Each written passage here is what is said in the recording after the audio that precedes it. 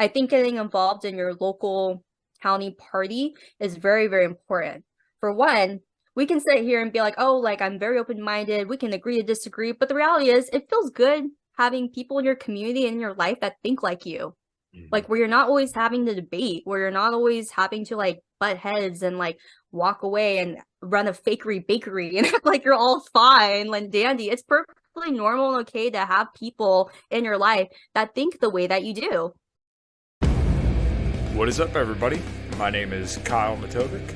I am the host of the In Liberty and Health podcast, where we talk all things liberty, health, and wellness, and beyond. My hope is to encourage and spread the message of liberty and physical and mental well-being. I hope you enjoy all the topics we talk about with our guests. We're on all major streaming platforms, so please sit back, relax, and enjoy. Man, I'm doing as good as anyone can do getting buried by his 13-year-old son on leg day. I'm not going to apologize for not being on this podcast because I got to go see Metallica. So if that's a problem, kiss my ass. Okay? All right. All right, everybody, this is In Liberty and Health, and today I have a ball of positive energy with me. She is way kinder, nicer than me on Twitter, and we've had very, very pleasant exchanges, and I've enjoyed listening to her. So I have Cynthia Kaui today with me. How are you doing? I'm great. Yourself? Oh, fantastic. Happy to be alive, and this is like my Sunday, so this is like my me day where, the wife's away and it's just me and the dog. So yeah. So I guess give a brief introduction to yourself and we'll kind of rock and roll from there. Sure. Well, thank you so much, Kyle, for having me. I know we've had, pleasant exchanges back and forth on Twitter, so I appreciate you inviting me on first and foremost, and very excited to, have a cool conversation. So for those who don't know me, I'm Cynthia Kaui, and I'm the San Diego Young Republican president. I'm a very political person, and then my full-time job is I work as Chula Vista Mayor John McCann's executive secretary. So first and foremost, everything that I share is me as an individual, and everything I'm sharing are my views, and they don't impact or reflect my employer. So need to throw out the disclaimer first and foremost. And I'm here in San Diego, obviously, as the Young Republican president. And like as Kyle had mentioned, like and gone back and forth on Twitter about, outside of politics, I like traveling, but I haven't gone overseas. So when I say travel, I like exploring different things in Southern California. So like different restaurants, different like hidden gems and tourist spots. So that's what I like to do, like outside of that. And I'm trying to get back in shape again, so try to do some movement every day. I love the beach, so those are just kind of like some little random tidbits about me, and kind of what I do for a living. Yeah, it's really, really cool. So, I guess first things first, what kind of inspired you to become a Republican, if you will? Was this more of like a family thing? Because, like, for me, I'm a libertarian, but both my parents are Republicans, even though they divorced. Both of them were very, very pro-Trump people, and pretty much, I don't want to say ever passed political values on to me, but I just kind of always had more of like a conservative leaning ever since I was a child, and then my brother kind of grew me into a libertarian when I was in my teenage years. So I guess what was your political roots and how did you get started? Sure. So I think a fun fact, even though I am the San Diego Young Republican president, I am not a lifelong Republican. Okay. And I actually, although I had, conservative leaning values, and I still do, I do consider myself to be a conservative. I'm very traditionally minded, especially when it comes to my values and how I would like to leave like a legacy lasting through, my future children. So in that regard, I've always been very conservative and traditional and perhaps right leaning. However, I didn't necessarily connect those values to the Republican Party first and foremost. I grew up in a very traditional household in the sense of like, when you grow up, you don't really talk about like taboo topics and like when you're at the dinner table. Mm. So I didn't necessarily have like that, traditional childhood in a sense of like we talked about, those huge, intense topics. So I never necessarily correlated my politics with my values growing up and didn't really know much about the government per se. In fact, in grade school and college, like the history classes and like the government classes were not really my favorite. It wasn't until the 2016 election, I was in undergraduate school. I went to the University of California, San Diego, so people would know it as UC San Diego. So I was an undergraduate at the time during the 2016 presidential election. And as I'm sure you can imagine, Kyle, times were exciting. Yeah, it's just it's one of it, like even if you weren't political, even if you don't want to talk about it, it was just shoved up in your face. So by association and by no choice, I had to learn about all that. In fact, a funny story, obviously, spoiler, UC San Diego, it's very liberal and left leaning. And that being said, a lot of, the community and the students were the same way, and that's fine, but it is what it is. I remember distinctly one time, one of my friends at the time, we were grabbing lunch and, she was talking about like Trump, how, he's this, and that. And I remember just being so completely disinterested. And I remember just thinking like, being really frustrated because this man who I probably will never meet has this hold, like this mental hold on people that they don't know personally and vice versa. But yet they're so triggered by this, they get emotional about it. And that's the thing that really fascinated me and thought that was so incredibly weird. It just boggled my mind how this man that people would never meet make people cry. It still astounds me this day, even just bringing it up and remembering all those memories. But anyways, at that lunch, she brought something up. And I just remember telling her, like, can I eat my lunch now? Because I just didn't care. And it bothered me just so much how it had this stranglehold on people when I was in school. That being said, it didn't actually turn me on into politics. In fact, it bothered me because of the divisiveness. Now, mind you, I was pretty ignorant at the time, but and that's just kind of like the nature of politics. But that was just kind of my, opinion about it. I didn't have a high opinion about politics in general because of my college experience. And I thought, the idea of having this figure really have this mental stronghold on people just was really insane to me. Now, fast forward a few months into the election, a family friend of mine encouraged me to vote. And so that forced me to kind of evaluate where I was on the political spectrum. So fun fact, I was a libertarian, and I actually was like a registered libertarian. And then, I voted, and, as time went on, I decided to educate myself about politics further. So I would say since the 2016 election, I became a more political minded individual.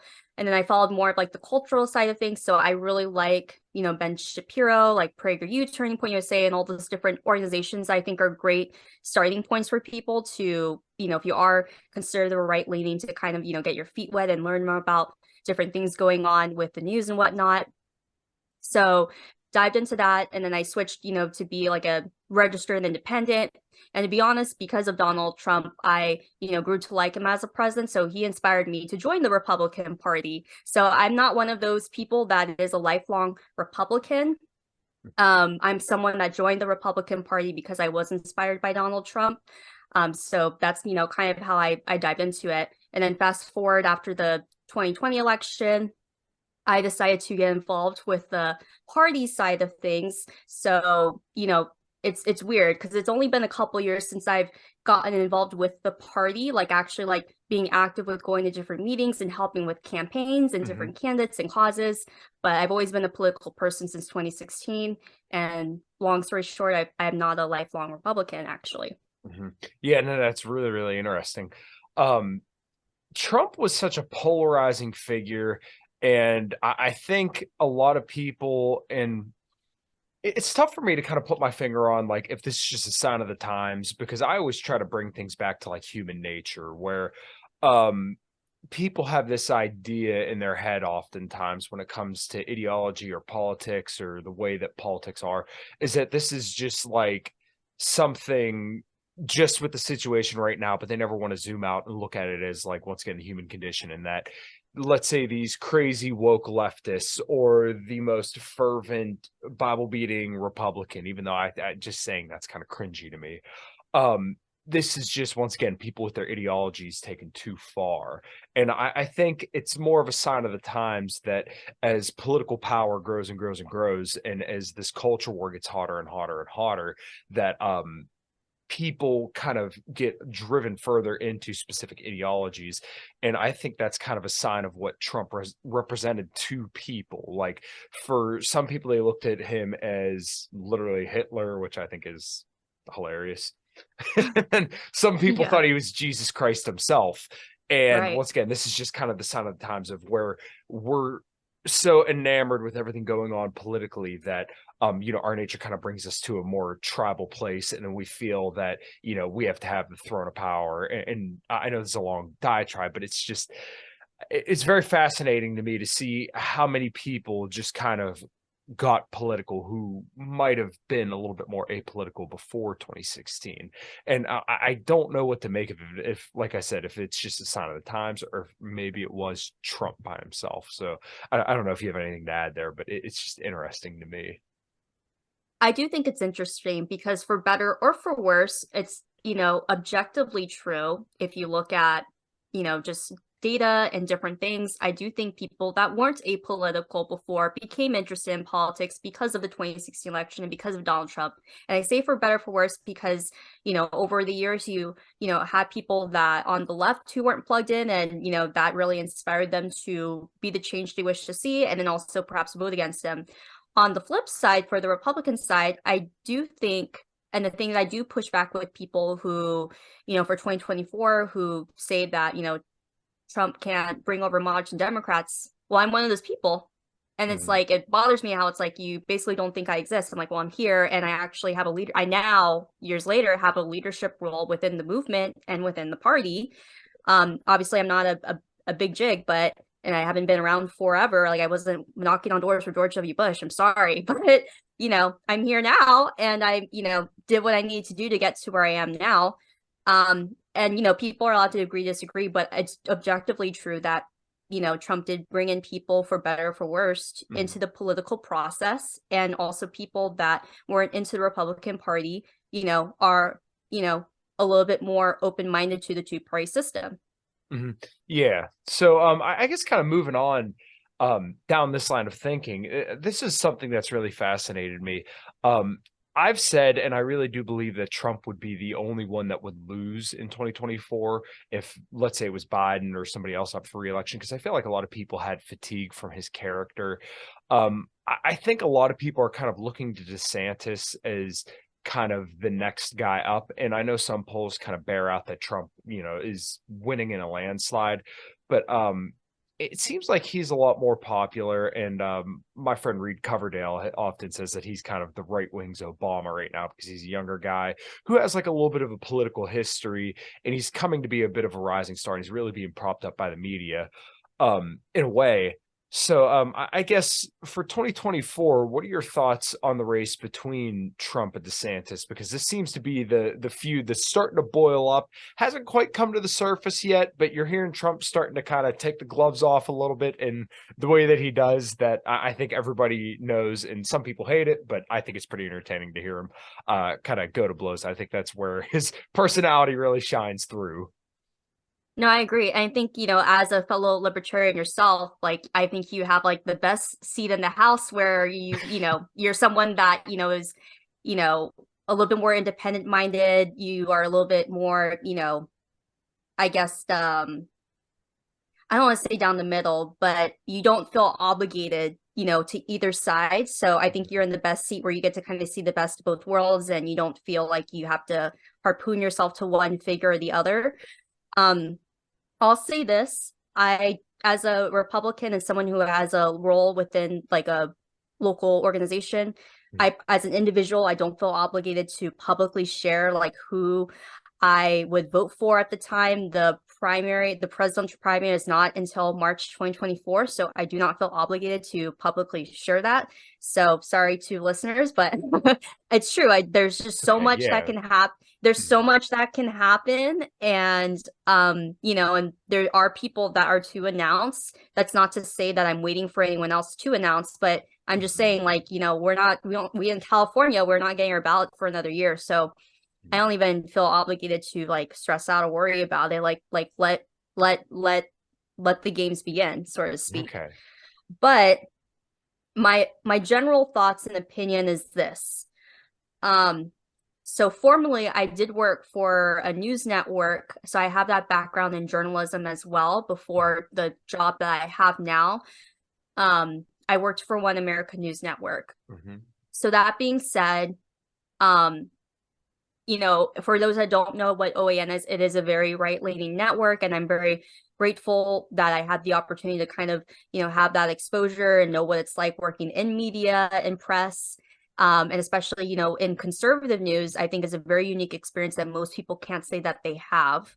So that being said, we pretty much followed everything that Trump was doing. So me personally, when he announced he was running, that's not to say that I was privy to like some secret that about his campaign or anything, but someone that, was obligated to report what he was doing, and, other right-leaning figures in the movement.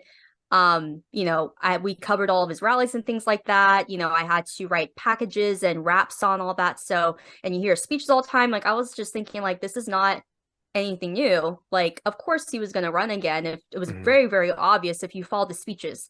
Now, mind you, I don't understand. I don't, expect anyone to do what I do, like, follow his words and whatnot. But for me, like, when he announced, everyone was all shocked. They were clutching the pearls. I'm just like, oh my God, dude, like, stop, just stop. Like, this is not like, it's very obvious to me. Now, now to DeSantis, I'll say this. I do think he's a great governor. I would never dispute, like, what he has done, what he's not done. Objectively speaking, I do think, when it comes to like policies from the statewide, and this is an issue with both sides do, but, as a Republican, I am a little bit more critical towards my own party, and I believe it's important to do that in the effort of making it better. I do think some of the things like laws and legislation, I do think a lot of it can be grand slamming, if I'm being honest. Like, for example, like the Disney thing, he was like, we're going to ban Disney, this and that. And if you follow like what's happening with like the state legislature, I guess there's like, they're doing something like that. He said he's going to ban critical race theory, but no governor can do that. That's up to the legislature. And then also too, like county laws too. So there are some counties in Florida, they're very smart about how they word all that. They can, not call it critical race theory, but they can call it something else. So, if I'm being honest, like, I don't appreciate how the governor like says things like that, makes all these promises trying to appeal to the base. And the reality is, I don't like it. I think it's very misleading. And like another thing also too, like when he says like, I want to make America be like Florida, Florida's the blueprint. Dude, California's never going to be like Florida. No other, like, Florida has a veto-proof majority for Republicans. In California, we have a veto-proof majority for Democrats. We're not going to be like Florida. A lot of states won't be like Florida. Even if you take like all eternity, it's just not going to happen. So just little like, if I'm being picky, like just things like that, I don't agree with. But I'm also not going to bash him either, because I wouldn't deny that he hasn't done good things too. And I do think he's a good figure for the right. So I want to make that very clear. I'm not like anti-DeSantis, but I'm also not like one of these like DeSimps either. What's up, everybody? We're going to take a quick break and tell you about the show's sponsors. We are brought to you by LMNT electrolytes. I've been using this stuff for years, and what I've honestly found is that if I didn't have electrolytes before some kind of cardio, and sometimes even before workouts, that my workout performance, or definitely cardio performance, would suffer greatly. Sodium is responsible for every single movement pretty much in your entire body, and let's say you drink a lot of caffeine like I like to do, then maybe it is a good idea, like I do every single morning, put some LMNT chocolate electrolytes there in your coffee to get a little bit more sodium, potassium, and magnesium in your coffee, so that way whatever diuretic effect you get from the caffeine is pretty much diluted by the fact that you put chocolate salt in it. Also, it tastes really, really good. Get some chocolate cream or hazelnut cream or even coconut, and mix that all up. It tastes really, really good. So yeah, make sure you go to drinklmnt.com/inlibertyandhealth and pick you up some electrolytes today. All right, guys, thanks. I do think, I will say this too. I do think that, and this is another thing that bothers me too, when people are like, oh, like, you know, why does Trump have the tact to do that? I'm just like, okay, if anyone who has a political pulse, you know that DeSantis is going to run, because you're absolutely right with that analogy about how, you know, Obama was like hot after his DNC speech, and people were like, hey, if you're going to run for president, you need to do it now, because, you know, there's no such thing as like waiting 4 years. You know, people forget, and you're not going to be cool again in 4 years. So I'm not, you know, when DeSantis runs, I don't think that's wrong. That's just political instincts. It's about timing. So at the same time, you know, I don't think that's wrong either. I just think that it's unfortunate, but this is just how it is. But but when people like bash Trump for like bashing DeSantis, it is true when you look at data and when you look at polls. I think that Trump does have a strong hold of the base and people that are loyal. And, you know, the reality is has the name ID over DeSantis. Believe it or not, there are people in Florida who don't know who their governor is. And there are people that don't know their own governors and wouldn't know who Florida's governor is. So that's subjectively true.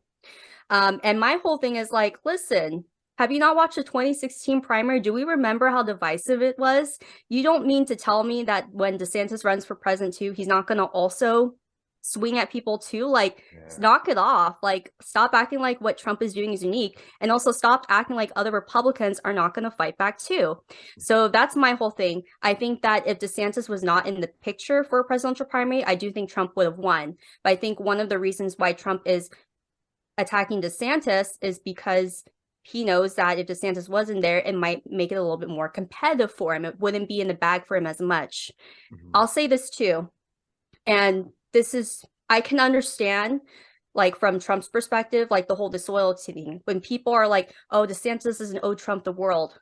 You're right. Like, no one owes anyone anything. But here's the thing that people don't realize, especially in life, but especially in politics, loyalty is very hard to come by. And it's like the one thing, like, you can mess up with me, but as long as we're loyal, like we're in the foxhole together, we can get through anything. So I do agree that DeSantis doesn't need to roll out like a red carpet for Donald Trump. But the reality is this: without Trump dragging DeSantis across the finish line for the primary, we wouldn't have him in the governor's seat. You can go look at, you know, how that primary went. Everyone in the congressional delegation except Matt Gaetz endorsed Adam Putnam over DeSantis. You know, all the county parties also supported Adam over DeSantis.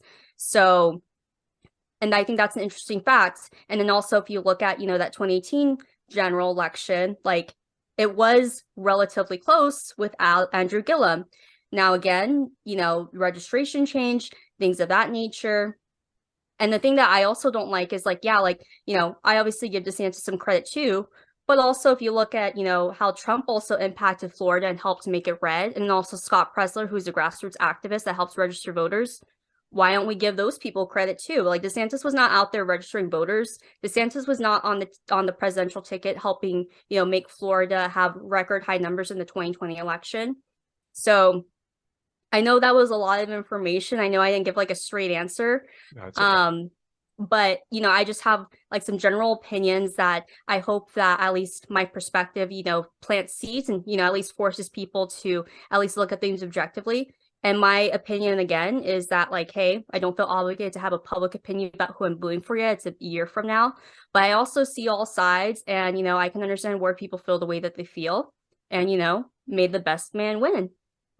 Yeah, no, that's I actually really like the way you laid that all out. And there are a lot of things in there that I haven't heard other people who want to work with the Republican Party you know, kind of lay out. And I appreciate that you added a lot of nuance in there. It does seem like to me that the younger people seem to like DeSantis more because he's kind of more this. The way I've kind of looked at him versus Trump, and if I'm being honest, my preference is actually for Trump over DeSantis because from a libertarian standpoint, Trump doesn't necessarily, in my mind, have any kind of principles.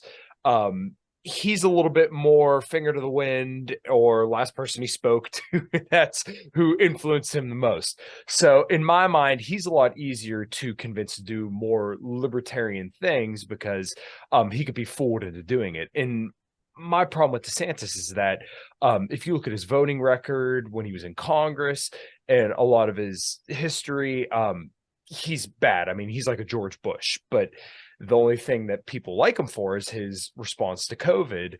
And then the way that he kind of punches back the left in a very decisive way. Now, Trump did it, but he was, a little bit more comedic. DeSantis isn't afraid to use the full force of the power that he has to go against the people that he doesn't like. And once again, when you're a hammer, everything looks like a nail. And so, like I said, I appreciate your nuance, but I much like you, I see both sides where Trump is this bombastic, funny character who people believe that he, revitalized the economy, even though it was really just taking credit for the recovery and lots of other things. There were some good things that he did, don't get me wrong, but people have this memory of him. And now I think DeSantis, once again, 2020, they look at his record and then what happened in Florida going forward, and people have a good impression there. So, like I said, in my mind, my bias is more towards Trump. But like you said, there's still a whole year of things to unfold and things could greatly change between now and then. So once again, I know I kind of probably gave you a lot to respond to, but those are just kind of some of my thoughts on what's kind of going on there. No, and I agree with you 100%. And I want to give a shout out to on Instagram. Her handle is Wake Up with Linda. But she's a co-host of Mostly Peaceful Latinas with Bella. But she, for journalism perspective, she, was this was public record, like she had on the story. So I'm not like outing anyone. Yeah. But, she shared that DeSantis, because you brought up comedy. DeSantis and his team, paid the Babylon Bee for consulting for jokes. And is that wrong necessarily? No, but, it brings up a point as far as charisma. Do I think charisma should be the deciding factor of a presidential candidate?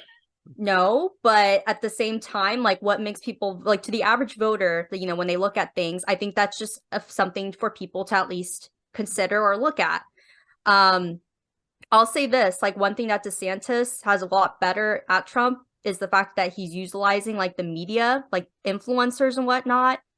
You would think that the Trump team would have like a stranglehold on these influencers and pay that, and they have like more leverage to pay these people a lot more to like do better. I mean, I'm not going to knock the DeSantis team and the comms team, like playing into like how they're paying the Babylon Bee to like write articles and, help pay for things like that, for consulting to help make DeSantis look better. And, looking at all these, high profile conservative right-leaning influencers to try to like pump up DeSantis. Why doesn't Trump do the same? So that's why I say may the best man win. But this whole like, oh, DeSantis is charismatic and all these different things and blah, blah. I'm just like, he's stiff as a board. Yeah, well, that, and then it's one thing when you have your local, because I help run the comms for, my elected, or I shouldn't say because I didn't vote for him because I don't live in the city necessarily, but, I run comms for a politician, like for my full-time job. It's one thing to like, you should know like your local reporters and your media and your press and your editors and all that stuff. It's very different when you're dealing with the national apparatus in media. Very different. It's very easy because you know who these people are to like grand slam them, but it's very different being on like the presidential stage. So objectively speaking, there is something to be said when everyone's like, well, DeSantis knows what he's doing when he's fighting back. Well, we don't know because he hasn't had that experience. Yeah, I think the one thing that people would probably push back on there would be his responses with COVID, and is some people phrase it, and I think it's a little bombastic, would be they say he stood down the world when it came to COVID and opening up. But I don't think it's quite to that extent. I think once again, he has a good eye for which way the winds are blowing. And then when it became politically advantageous, he decided it was time to open up Florida. And now you can even see this with the certain treatments where now he's getting a board together and starting to say, we're going to hold these manufacturers accountable for what's going on. Well, now there's a large appetite in alt media for this kind of stuff where you can blame everything on this specific treatment, and I'm sure you can infer what I'm talking about. There's a lot of appetite for it now, and people think I'm nuts when I point this out, but it's true that now you have both sides of the spectrum where there's people who are very pro treatment and people who are very, very anti. But once again, there's enough people in the base that you can, get basically political capital by going against certain things. And I think DeSantis has his finger on the pulse in these regards. And Trump, unfortunately, throughout 2020, I think really kind of lost this specific thing. Now, once again, he's still Trump and people have an undying allegiance to him, at least the people like I work with every day. I mean, I'm a freaking mechanic, right? These people will live and die by Trump. But right. When it came to 2020 and how that was handled, it was very kind of like fumbling the ball, trying to figure it out as you go. And not saying that anybody else would have did necessarily anything better, but just now going forward, you can kind of see that he's promoted the treatment a lot more than DeSantis. And I think that's unfavorable to a lot of people. So once again, I know I gave you a lot to go off of, but just kind of curious your thoughts there as well. No, absolutely. I think that's a good valid, point to point out too. So as far as that specific treatment, the reality is this: it doesn't matter what you or I think about personally, the majority of the United States is pro that treatment. Now my whole pushback against, when people talk about that, I do agree with you. DeSantis has, because he's in office, and because of his comms team, and I don't have like a scoop on like the comms team. I'm just saying, like, I'm just thinking like, oh, hey, it must be his comms team, because they're the ones that are paid, or it's their job to know like the pulse of what's going on with the cycle and like the base and all that. They are right in the sense of like, why DeSantis is doing this panel, because there is an appetite within the base that is more anti that treatment. So I agree with you. The thing that I don't appreciate, and what I always would push back on people, is this: DeSantis is not anti that treatment. No, I mean, I would agree that he's definitely like, he is more in touch with the part of the base that is anti that treatment. But to say that like he's anti that treatment, I think that's not objectively true. And I don't appreciate when people lie about that. He's pro freedom of that treatment. So let's get that part right. Yeah. I will agree with you. It does seem like Trump is more that pro treatment, and it is, on record that he got that treatment. But I would also venture to say, like, what kind of elected official would run on anti that treatment? There hasn't been one. And would there be one? And if they would they actually win? That's not to say people aren't allowed to have their opinions on that treatment, but I'm just saying, like, when DeSantis runs his campaign, I hate to break it to you, it's not going to be anti this treatment. It will never be that way. And I guess it also brings up the point: what is the point in being like anti-treatment if there's not much that can be done? But it's another thing to like point out too, and why I think, I don't appreciate the messaging as far as, different things for Florida. I'll say this: objectively true, Florida, handled that treatment and COVID a lot better than most of the country. But there were also a lot of states that did very well, and I think a lot of governors had better and quicker instincts, than Florida, that people don't want to point out. More other states actually. Like Governor Kristi Noem for South Dakota. Yeah. I mean, there's some things people like about her, don't like her. I mean, I would argue her state legislature is a lot more conservative in who she is, because, I've heard stories about how originally when that legislation came to not close down the state, she wanted to close down the state, but then I guess the legislature like overrode her or something. I'm not going to pretend I know all the nuances of the policy, but that's what I heard. But at the end of the day, her state never shut down. But Florida was for a while. Now, mind you, am I going to bash Governor DeSantis were that? No, because, I think most people didn't know what they're doing. Mhm. But to say that Florida was like the beacon of hope, that's like total sensationalism. Let's stop Yeah. lying.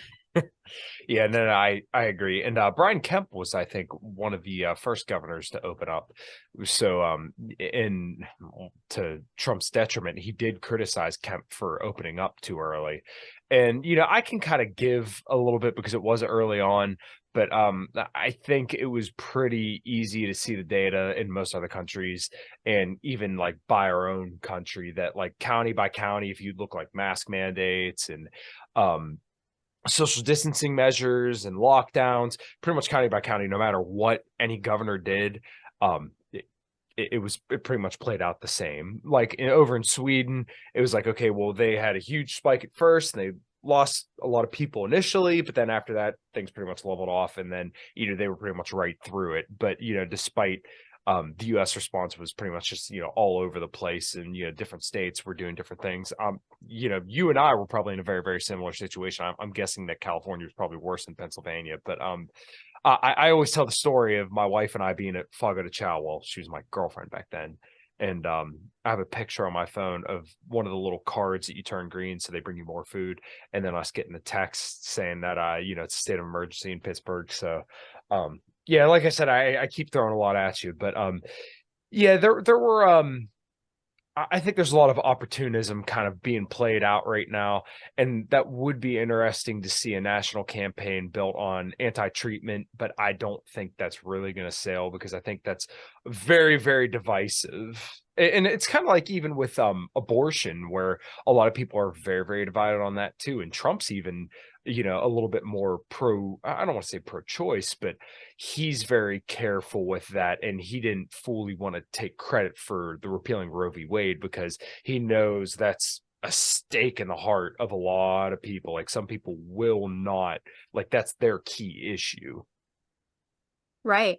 And one last thing before we transition to that topic, before I forget, that I wanted to plant the seed on in regards to DeSantis and Trump, and then we can kind of shift to the abortion topic. Sure.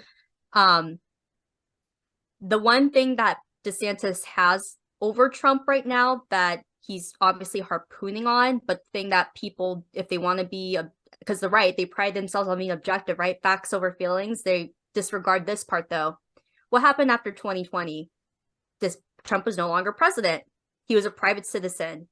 DeSantis was in office. Now, there's a difference between, you being a private citizen, even if you are Trump, versus someone that's in office that actually has the area of sub-opportunity to actually make a difference in legislation.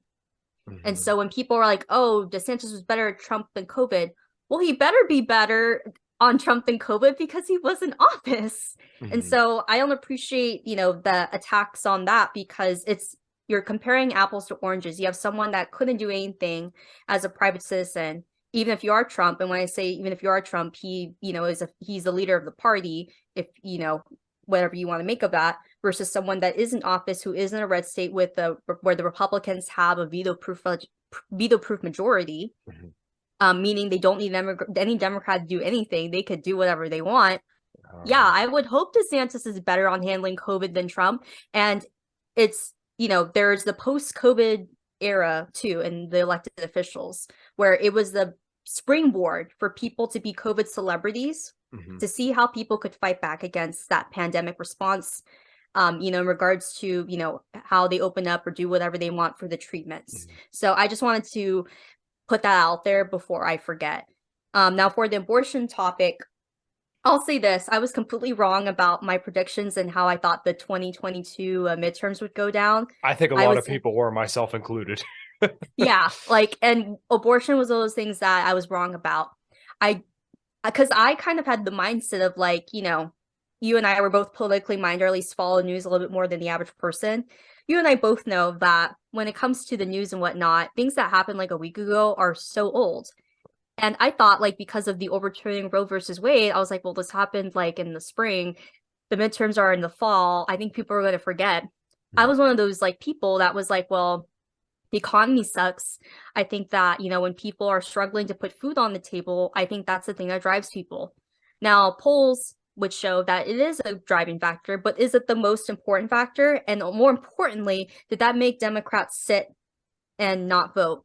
Absolutely not. So I was wrong about that. I definitely underestimated the abortion and how that would impact people on how they voted. I definitely underestimated like how it really drove people to the polls. I definitely underestimated like how the younger generation, how that impacted that. So, and I do think, it is interesting to note because objectively true, Trump, appointed different Supreme Court justices that, helped overturn that. But it brings up, you bring up a good point of topic because I don't remember the exact wording in the sense because it was a while ago. Yeah. But I know that he posted something on Truth Social about how, abortion like helped tank Republicans and all that. And a lot of people are like, how dare he, and like all that stuff. I'm like, well, yeah, it's true. Like now, mind you, I am pro-life, but I am anti-abortion. So I'm not, I'm glad a Roe versus Wade got overturned. I never thought that would be something that would happen in my lifetime. So to see that happen was great. However, and I'll be honest, I'm not one of those people that believe in exceptions personally, like, and actually that's one of the things that one of those big things that I changed about. I used to be pretty ignorant about abortion. I wasn't like, pro-abortion, but I was one of those people that was like more libertarian minded in the sense of like, oh, like, I don't think abortion is birth control, but, I guess by traditional standards, I guess you could say I was more pro-choice. Sure. So this is one of the big things that I definitely changed my mind about because I learned about the facts and the science and like the personal aspects of it, got all of my objections debunked and all that. So that's one of the things that I changed my mind the most about. But, that being said, obviously it was something that inspired the Democrats to actually vote it and tune in, even if they weren't. However, that's not to say that I do think it's on the fault of the Republicans on how they handled it. Like, this obviously was a win for the right. And it's like, yeah, like, I get that, like, the right doesn't control the media. But my goodness, if you're a candidate, if you are on the team, you could have controlled the messaging. When the Democrats like, oh, they believe in this and that, and they're going to take away this and that. On the right, you could have been like, hey, like, yes, I believe in this. However, and, talk about the nuance laws or whatever. Like, I think, whatever happened with Roe versus Wade, I don't regret it. And the right, they shouldn't have regretted it. But the way they could have handled it was really just taking advantage of the narrative and the messaging. And I think all the excuses and like the mental gymnastics about all that is that's the gaslighting, in my opinion. Yeah. So, much like you, I am pro-life as well. And I agree that I didn't think that was going to be a driving thing. Like, I didn't think that was going to get people out of the house to vote because, like you said, people have a short memory. So I'm like, okay, well, that was forever ago. People aren't really worried about it. It seemed like a symptom of a bigger disease where the blue areas got more blue and then the red areas got more red. So, obviously, I thought Oz was going to win, and I thought Mastriano was going to be the governor because I live in a smaller town and I could go walk my dogs 5 minutes up the road and see Trump signs absolutely everywhere, or signs for Mastriano. And there were some for Shapiro, but not a lot. So I figured this is like in the bag. Like, people are blaming Biden for absolutely everything, and things are pretty rough right now.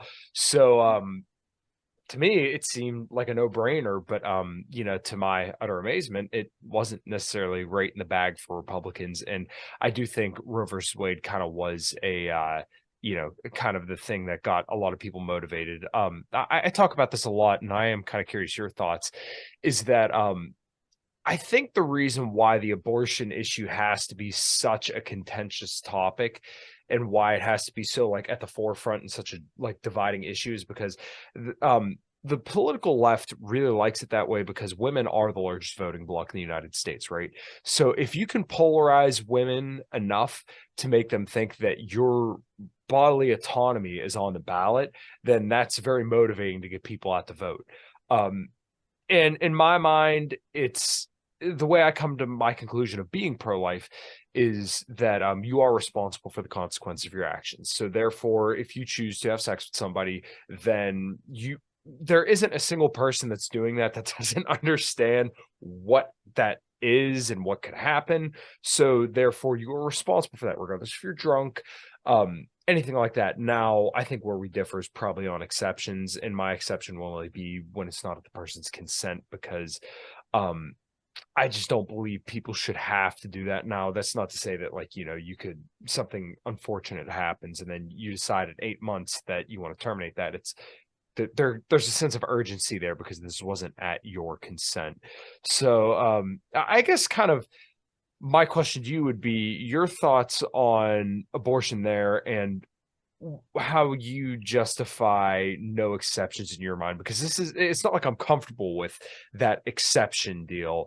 I just think it's reasonable in my mind, but that's not like a conclusion that I'm necessarily happy with. Do you understand where I'm coming from? All right, everybody, we're going to take a little break from the show real quick to tell you about the show's sponsors. I am now working with the great Stephen Fox to bring you Fox and Sons coffee. As you can see, I got 2 bags right here, or for those listening, I was holding 2 bags. It is organically roasted up in Michigan. If you're a caffeine addict, much like myself, then head over to foxandsonscoffee.com to get yourself some of their fantastic coffee. They got a light roast, which I'm holding in my hand.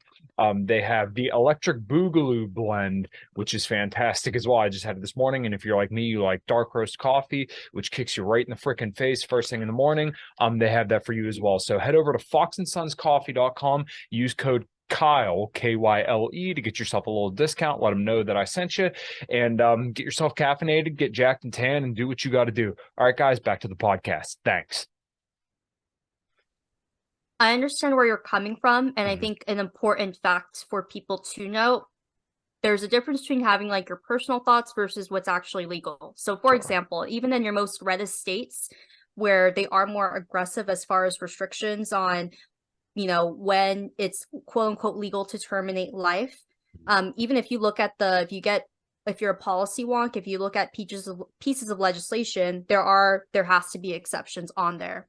So there's never going to be a day, not to burst people's bubble, but in my opinion, and again, I could be wrong, because again, I never thought Roe versus Wade overturning would ever happen.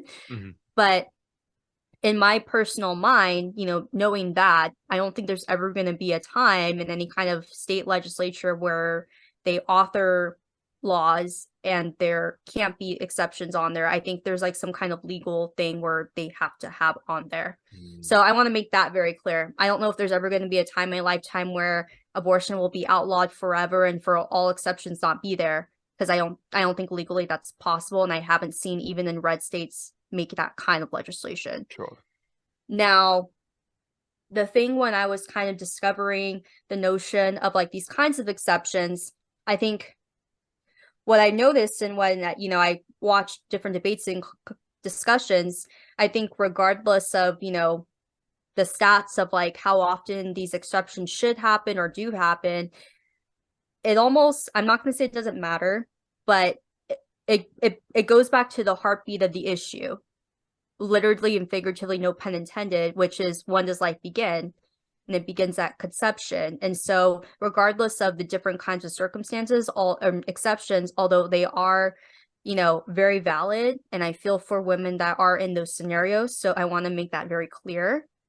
It goes back to what the heartbeat of the issue it is, and it's that at the end of the day, it is a life. And even if that baby was conceived out of something that wasn't your choice, and even out of circumstances that were absolutely things that I don't wish upon any woman, at the end of the day, it is a life, and it's worth loving, and it's worth giving an opportunity for them to have a life and make something of them. And so that is my personal justification of it, regardless of any kind of data or stats or like how rare those exceptions happen or whatnot. And they are very rare, to be clear. Yeah. And that's just always been my perspective, is that at the end of the day, regardless of circumstances that are rare, but also completely scary and things that I don't wish upon even my worst enemies, at the end of the day, it is a life, and it's a life that's worth living. And it is, a life that deserves a chance and an opportunity for, just babies, you know, like it's just it doesn't matter to me. And that's why I'll say like this was always like the one thing that was very sad when, you know, the anti-abortion propaganda in the sense of like, you know, because this person has like Down syndrome and whatnot, like, you know, and just like I think that those people are just happy to be alive. And like, why would you want to, you know, wish that upon them, or you're basically, even if you might not realize it or quite understand like your communication or how you're branding it, you're basically what the message is that these people aren't worth living because of how they came to be conceived, or what led to that conception was not ideal and tragic. And it is hard for people to understand or grasp. And, you know, we will, like, at the end of the day, people just need to agree to disagree. But when you are someone like myself that like had to unlearn these different things, or perhaps be exposed to these different kinds of ideas, it's very black and white to me. So Okay. Yeah, and that's completely fair. And I never give people shit over really either opinion. I do think pro-choice people are wrong, but people who are more fervently pro-life than me, I can't find I can't bring myself to be upset at that position, because I think it's a completely reasonable position to have. So one thing that you focus on is local political action, which is really, really interesting to me. And it seems like the people who are more focused on that in particular seem to be happier than people who kind of stay almost in the abstract and focus on federal level stuff. So I guess kind of detail out what that's been like for you, and if that's been an enjoyable experience, or if you still are frustrated. It seems like whatever stress you get, you handle well. well, thank you. I'm glad that my highlight reels portray that. And I'll say this is just like a random tangent before I answer your question. I don't think it's wrong for people to post their highlight reels. Like, I don't want to know I don't want to know people's like personal business. Like, and I don't, you know, it's just, and also like, I don't want people to know like, you know, certain things about me on the internet. It's one thing when like I'm offline, I'm telling like my loved ones and stuff, but I think it's perfectly fine for people to post your highlight reels, because I don't know if I want to know like all that stuff going on about you that is not ideal. And also like you probably shouldn't, because the internet's forever. But yeah, so I do work very hard. I work a lot of hours. And the one thing that I've always maintained when I decided to get involved in the process, and the first thing that I did to get started was I got involved with different grassroots organizations. So I first became involved in activism, and then I got involved with my local county party, which is San Diego. And the thing that I would recommend for people is to start there first. First and foremost, if you are someone that is more liberty minded, right leaning, center right, conservative, Republican, whatever you want to call yourself. And also, I would even argue, like, if you are a libertarian, because I actually have great friends in our local county Libertarian Party. I think I'm going to give a shout out to Cara Smith. She, you know, was the one that tagged me and California Underground on Twitter. So that's how we connected. Yes. So I know her because, you know, I have good relations with our local county Libertarian Party as well. You know, regardless of what side of the spectrum, I would argue that if you are someone that has these views and these values, and you are political in a sense, even in a small bit, I think getting involved in your local county party is very, very important. For one, we can sit here and be like, oh, like, I'm very open-minded, we can agree to disagree, but the reality is it feels good having people in your community and in your life that think like you.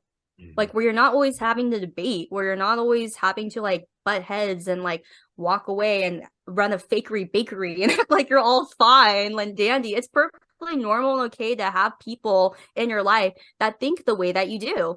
And that's kind of like where I was at the precipice, where, as I shared with you earlier in my story, like, I went to school at UCSD and I wasn't as political at the time, but I was someone that I knew where I had values that were very different from the people that I went to class with. Like, I went and I like it's lonely. And especially after college, I'm sure you can understand this too. Like, after college, it's a lot harder to make friends. Like, you're not in class. The social opportunities are a lot harder to have because, like, you go to work and then you come home or whatnot. So you have to put yourself out there, find hobbies and go to the gym, just different things like that. It's a lot hard to socialize after you graduate school. So that's like one thing I would recommend for people, and why I found, fulfillment and purpose and, an opportunity to make friends in that sense and actually help make a difference, is to get involved locally. So that's what I would recommend. And that's kind of like my tidbit on that. And then, another tidbit that I also, just my general thoughts, and one thing that I've always maintained and I will maintain, and I've disagreed with people on it, but local politics and state politics are so much more important than the president and what's happening in DC. Mhm. And there are some people, especially in California, like in the Republican apparatus and just even activism itself, like aside from just like, the pure ignorance, and I don't mean that like derogatorily, but it's just, it's a neutral term. But aside from like the ignorance, and aside from like, just the lack of desire, or even also too, like I think also I would even argue like in curriculums and institutions and media, like they always harpoon on like what's happening in DC. So I don't blame like us as individuals for wanting to tune in on that, because I do think the media also plays a role in making us focus on that more versus like what's happening and what like with your city council and your mayor and your state assembly and your state delegates and all that stuff. So I'm not harpooning us as individuals. I'm just saying like it's just, there's a lot of hands to be had. There's a lot of people to point the finger at. So I'm not bashing anyone for doing that. But at the end of the day, let's just say if you had a town hall, like, are you more likely to have your mayor have that, or your congresswoman or man? Your mayor, who are you more likely to like run into like a grocery store, or, and I'm not saying that happens all the time, but I'm just saying like, in general, in my personal opinion, there is something to be said when your councilwoman or man or mayor, or even if you're not in that municipal, like in your county, let's say in San Diego County, there's something to be said when you're involved in the political community and you have people who are your community stakeholders that know who you are, and vice versa. And also people that aren't in power. There's something to be said about that. That is not to say that I don't think Congress is not important, or that I'm not bashing anyone who is in office in the Republican Party that are in Congress.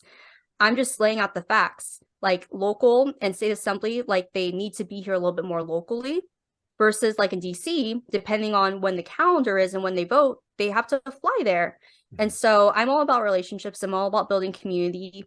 And, at the end of the day, like Congress, they have what they need to vote on. But I would argue, politically speaking, I don't think we feel the trickles as far as like what Democrats or Republicans pass on the federal level. I argue we feel the trickles on what happens on the governor's level, on the state legislature level, and I would even go further on the county level, on the school board level, on the city level, and, on the council level as well. So for example, if you have like lower taxes or no taxes or gas taxes or mileage taxes or homeless issues or CRT stuff or, gender stuff on school boards, like, all that stuff, those are the things that those are the elections and the campaigns and the offices you should be more focused on are local and statewide. Right. So that's my rant on that. No, that's okay. I think it's really, really important, and it is very easy to get swept up by national issues just because it's so front and center. Every time you turn on the TV, but I think the local level is a much better way to kind of focus your energy, just because that's where you can have a lot more say and a lot more change. Because like you said, you're going to see these individuals, and it's not going to quite take, an act of God to get anything done, because you don't have the entire government breathing down your neck to get something done. So yeah, I agree completely. And it seems like people are starting to focus that way after 2020, which is really, really good. And I think we're better off that way as you get more and more local, because like you said, you're going to know these people. So wow, this hour flew by. I can't even believe it. What gives you hope going forward? That's a very deep question. It's very intellectual and I like it. So if I'm being completely honest, on the federal level, like politically speaking, I don't know what to think. I mean, we can argue that like Republicans have majority. I would actually argue by like how many seats, aka it's not this great majority. So I mean, I'm glad we have it, Right. but at the same time, you know, it's not like it's amazing. And there's obviously, you know, a lot of parties and entities to blame and point the finger at, but it's just a fact the majority is not that big. So on that sense, you know, and my friend actually pointed this out too that I never thought about, regardless of what we think about the Build Back Better plan or whatever, what Biden does or the Democrats' congressional delegation, to the average voter who doesn't follow this, to them, they think that they're effective because they're, you know, what do you see on the news? That they're passing all these legislations and things are hunky-dory and they're productive and whatnot. I didn't realize that. And that my friend was right. Like, to the average voter, like, you know, obviously we don't agree with it, like us too. But the average voter, they think like, oh, everything's hunky-dory in Congress because they're actually getting things done. Joe Biden's signing this today and all that. I'd rather they don't get anything done. Yeah, that too. But so on that sense, I don't want to be a doomer and gloomer and like black pill, but I don't know, like, I don't want to say I don't have hope federally, but I don't know. Like, it's just, you know, we'll see what happens in 2 years. But what gives me hope ultimately is so I like to consider myself as someone who, you know, thinks a lot about different things and not to venture so much, you know, out like into politics or like, you know, other people. But like what gives me hope personally is one of my biggest fears in life is, you know, at the end of the day, when I like look at my life when it's over and I look at, you know, what my life could have been and, you know, what it ended up being, I worry about that gap. And not to sound like all motivational, but, you know, I'm just that type of person that likes like self-development, personal development, but also like, you know, religiously, like I believe in eternity and whatnot and heaven and hell and all that. And, you know, Jesus and God and all that stuff. But I don't want to look at that gap and see that it's very big. So like, for example, so what really gives me hope in the day is, you know, basically how I can wake up every day and instead of like living in the moment or feeling like my time is finite or whatever, you know, ultimately it's about for me like figuring out how I can impact the most people and then figuring out how I could leave that legacy. And I hope for that legacy to be with, you know, marriage and, you know, having my own kids. And to me, like that's my legacy. And so that to me gives me hope is basically like, you know, that opportunity to have that legacy and to build that. And, you know, I hope, you know, with the hope that I can bring to people that can add, you know, to that trickle effect and they can, you know, bring hope to other people. So I know that's a very like deep thought, not political, but it's personal. And yeah, so that's what gives me hope. Nice. Yeah. Potential and eternity is what I'm hearing there. And there definitely is something to that. I definitely feel very, very similarly, as in I say it all the time, but the life that we have, or the greatest gift is the life that we're given. And the potential for things to get better is so low that whatever you can do to make your own life better is a noble goal and should be pursued no matter what. And that's definitely what I encourage people to do as well. So I guess the next question that I have that I usually end the podcast with, what does liberty look like to you? That's very interesting because I actually feel like I've begun to like, you know, learn and unlearn, you know, different things like in politics, even as someone that, you know, has a little bit of like a stakeholder in leadership. You know, I still am constantly like evaluating things and learning and relearning because my definition of liberty was very different even just like a year ago, to be honest with you. And obviously it was very different, you know, when I became political in 2016.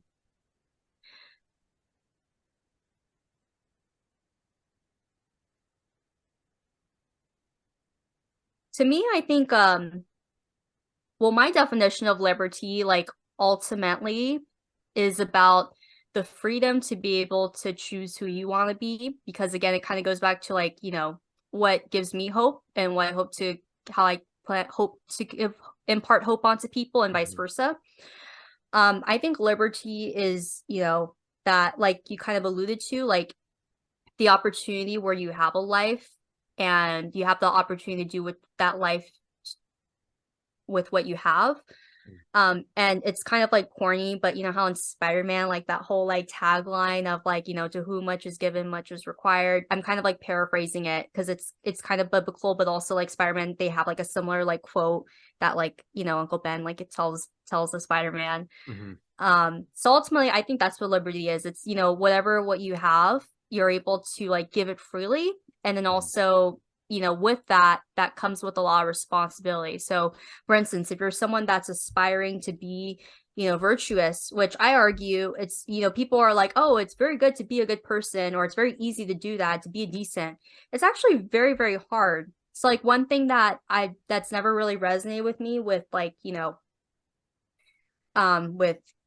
like Christianity or Catholicism, and like full disclosure, like I am someone that believes in Jesus, so I'm not like anti-Christianity or anything, but I'm just saying like, objectively, one thing that's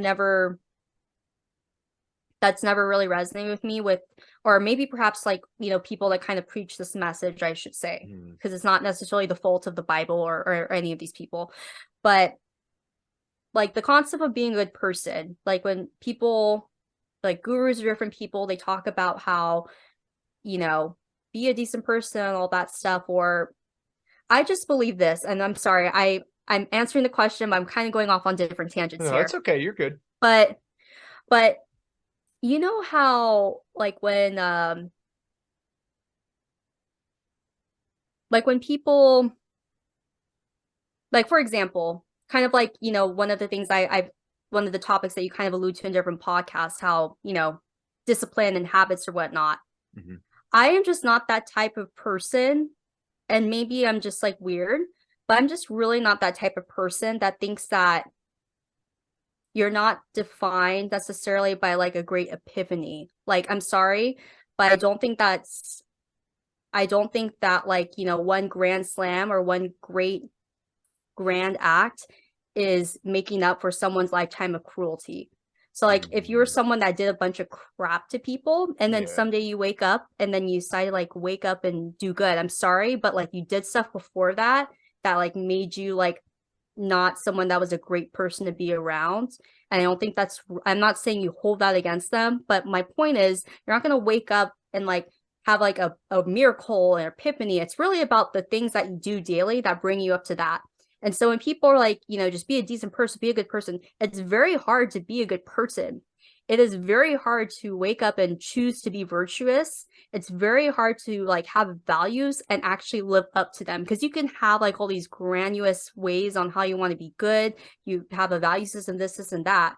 And I'm guilty of this too. But like, for example, let's just say someone's core value is family. But at the end of the day, like how many people like put family at the top? Now, I argue we intend and we have good intentions to make sure family is number one.